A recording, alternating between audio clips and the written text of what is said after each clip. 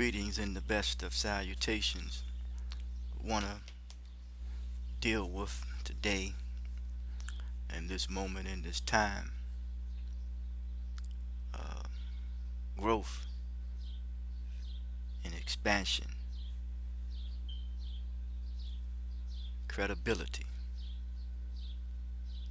of growth and expansion.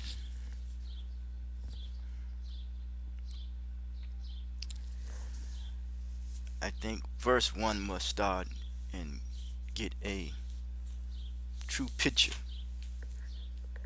of of creation and the because the best body of knowledge is creation itself.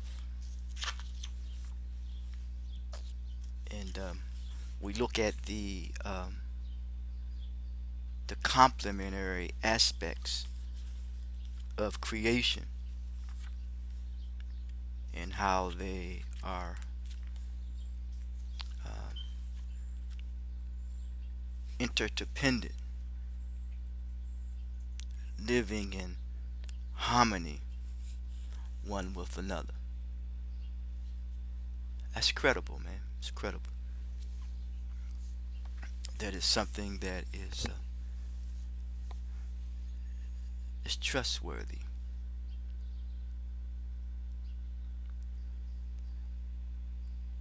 If we see the rotations of the planets, we may not, some people who are in that field, and that planets have a magnetic force or field that they that nothing um, contaminated to come close to it. It's a magnetic field force, and we humans learn a lot from that. Maybe in the may have the wrong attitude about it, and behavior, uh, and how we behave toward each other. Meaning, if you unite the arts, the science, and the politics, or what have you, whatever you do, you become a economic force or a force to be reckoned with, and you want to protect that force, or that force is a way of life, um, at the expense of controlling the way others live, and the manner and way in which others may think of themselves based upon the projection and the image and the attitude that you have about yourself, and the way you may have projected or imposed that attitude on others. You can look at the Aborigines and in Australia, people came and imposed psychologically and physiologically their attitude, their way on them. And you look at the Tanzania, known as South Africa, and you could look at even tribal wars or tribal conflicts, and you could look at certain areas in certain urban communities. Something has been imposed on them, so therefore they imposed it on others. Yes, but the credibility in the growth in the expansion is the must, if we get the correct interpretation of living in harmony with one another, and not to mention people adjust to the imposition of that which has been imposed on them just to keep the peace, just to keep the peace. But the credibility, something that is trustworthy, something that you can trust and believe in, the worth and the value of human life is not to be undervalued, underestimated, and unappreciated. Yes, that's correct. But the growth and development, the credibility and the growth, development, and expansion, as I'm adding on to it, must correspond to the structural development, must correspond to structural development in a person's life, and that becomes a lifestyle. Because if we think of the word itself, um, corresponds, co is to coexist. Re is has the word ra, to connect to that knowledge or light. Uh, Spawn, because people are only responding to the extent and the injury that has been done to his or her humanity. So it is a that which we must come clear about in the credibility of growth and expansion is that who and what we represent and what represents us in the manner and way in which we behave, which means in this reality, the true representation of this reality is your senses, is our senses. Yes, has nothing to do with no politics. Um,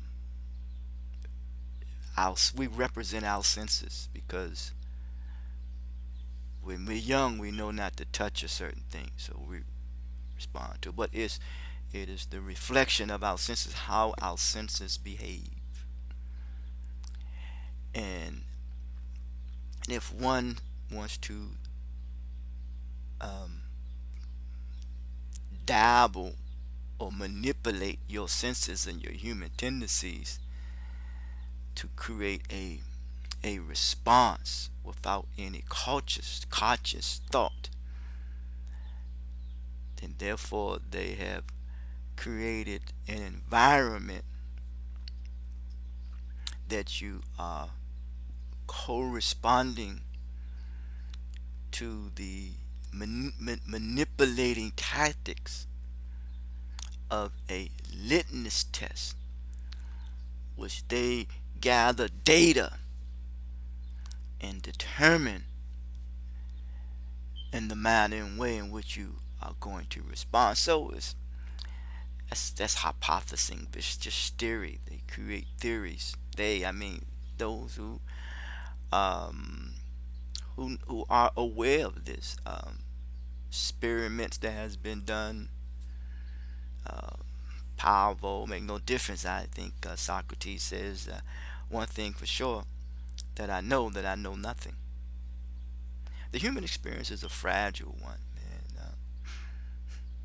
we we learn things along the way, but that which we realize that we have learned, we realize there's more to be learned. But many have learned just to further misappropriate and misuse their knowledge and their information, and therefore sell the people cheap in the world of abundance. Then therefore they don't see themselves um, um, as serving as a complementary for the betterment of developing one's intellect for the betterment of humanity. And therefore, it renders them to be credible if you respond in a manner and way in which they dangle that little carrot out there in front of you. They control ones will control your urges and your instinct, which means one is controlling and manipulating one's human tendencies. Yeah. And maybe without conscious thought. So we have a bunch of people in our society that is responding and doing things without any conscious thought, without any consideration of the repercussions and the consequences of one's actions. That's why I say I live my life as a consequentialist.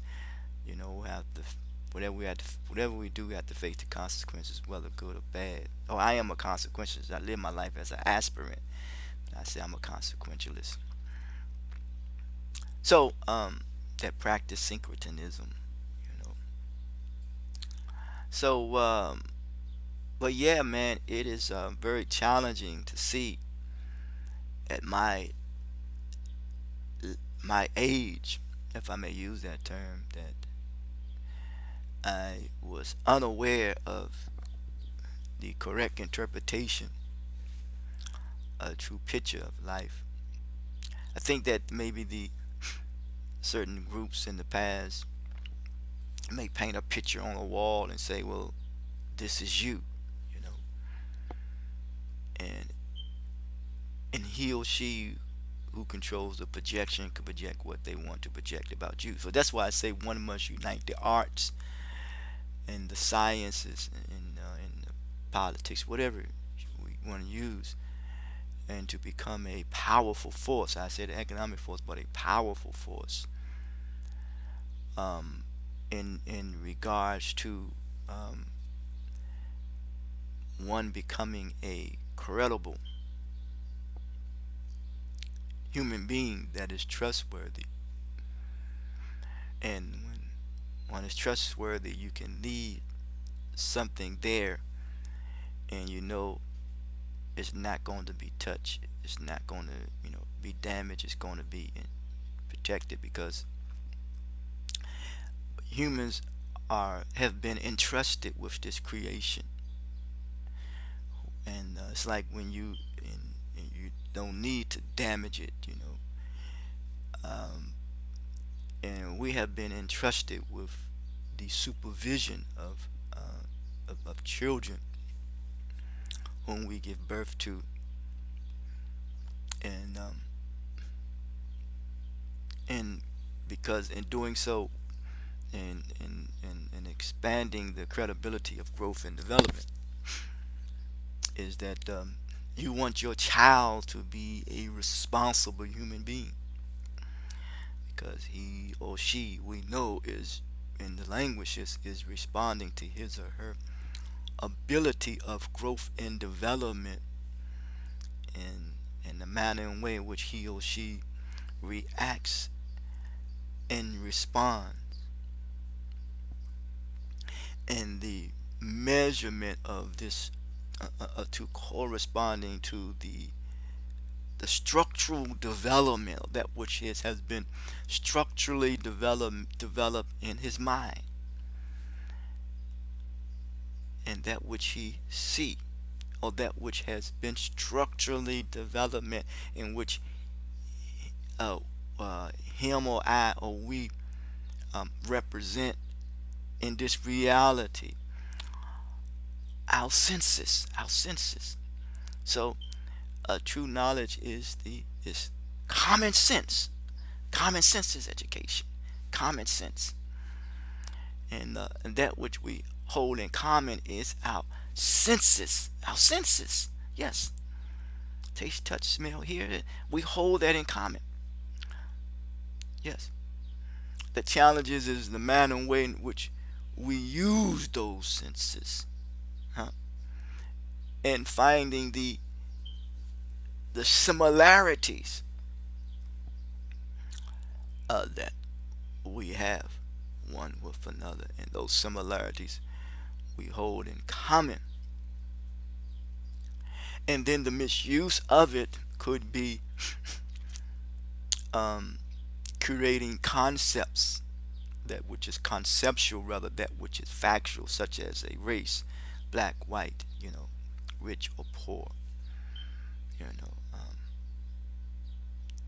because humans have the ability to create an environment that is favorable, because an environment that has been created is favorable but it is favorable only for a few. So then, therefore, the distribution process when it comes to this material wealth is being um, distributed to unequally, and creates um, disparities and differences one with another.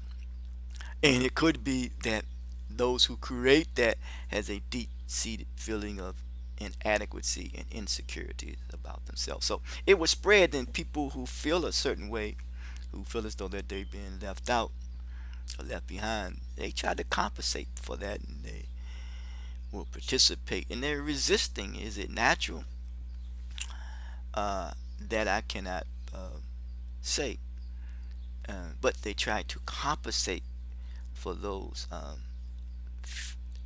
feelings of inadequacy and feelings of insecurity. So those uh, uh, disparities, if I may use that language, because the culture is the outgrowth of one's humanity. Culture, and that culture, of course, comes from the word agriculture, and you have a different attitude when you are tied to the land. But uh, you know, Chinkin Diop says that the rain falls from the sky and produces a crop. There must be a God somewhere, and God is a thought that materializes from the mind. So it is how God is man, man is God. Man, it is our mind, is our thinking. It's our thinking that makes us who we are and what we are. But culture being the outgrowth of one's humanity. So what Chinkin Diop really says, that God is Argarian in thought, Argarian in thought. And as Buddha says, all that we possess is the result of thought. De Jehuti. So, but culture, I'm not, but in addition, culture is the outgrowth of one's humanity. So that means that culture helps us find our bearings. Helps us find our bearings. Uh, so, Dr. Seymour say you have to take a very serious look at culture when it becomes destructive, because it's, remember I said that one's credibility, or the growth of one's credibility and the expansion of that, it corresponds to the structural development. And in the structural development of the credibility and the growth, it must be a balance. If there is a unbalance, it is corresponding to the structural development that has been underdeveloped when it comes to our mentality, our mental, our thinking, our senses. And therefore, you don't have to say who and what you represent, because your behavior will demonstrate that.